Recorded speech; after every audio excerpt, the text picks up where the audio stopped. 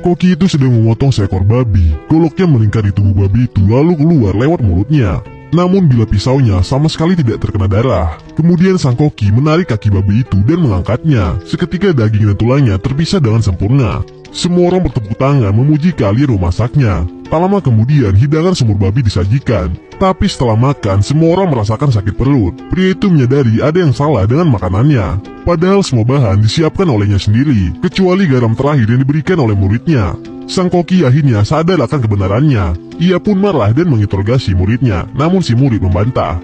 Penduduk desa pun kehilangan kepercayaan pada sang koki. Ia tidak bisa membela diri dan kepala desa mengusirnya. Agar tidak menimbulkan masalah lebih lanjut, demi mencari nafkah, sang koki pergi ke sebuah restoran untuk melamar kerja. Saingannya adalah seorang pria. Pria itu menangkap seekor ikan buntal dengan keahlian pisau yang luar biasa. Ia mengiris ikan itu menjadi sashimi. Kemudian koki itu mengambil seekor ikan kakap. Ia membelah punggung ikan itu dan memotongnya tipis-tipis. Yang ajaib, ikan kakap itu masih berenang. Bahkan ketika hanya tersisa tulang, ia tak merasakan sakit. Hidangan sang koki pun disukai oleh bos restoran. Pria tadi bingung ternyata sang koki menggunakan pisau es saat memasak. Pria itu pun mengakui keunggulannya dan bahkan meminta menjadi murid sang koki. Mendengar bahwa masakan sang koki luar biasa, kepala koki restoran merasa terancam. Ia pun menantang sang koki untuk berdua memasak. Yang kalah harus meninggalkan restoran. Kali ini hidangan yang dipertaruhkan adalah bebek panggang.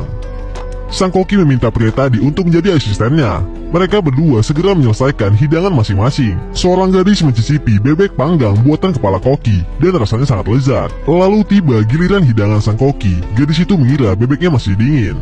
Tapi saat menyentuhnya, tangannya malah terbakar. Saat itu juga bebek panggang itu mulai mengeluarkan uap dan aroma yang sangat menggugah selera. Ternyata sang koki membungkus bebeknya dengan gula mal untuk menjaga kehangatan agar hidangannya tidak dingin. Gadis itu mencicipi daging bebeknya dan terkejut akan kelezatannya. Kepala koki yang melihat ikut mencicipi dan hanya bisa menghela napas ringan lalu mengakui kekalahannya. Dengan penasaran ia bertanya bagaimana sang koki memasaknya.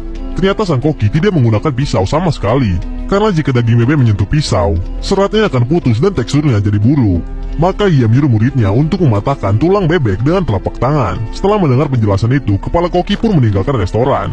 Dan begitulah sang koki menjadi kepala koki yang baru.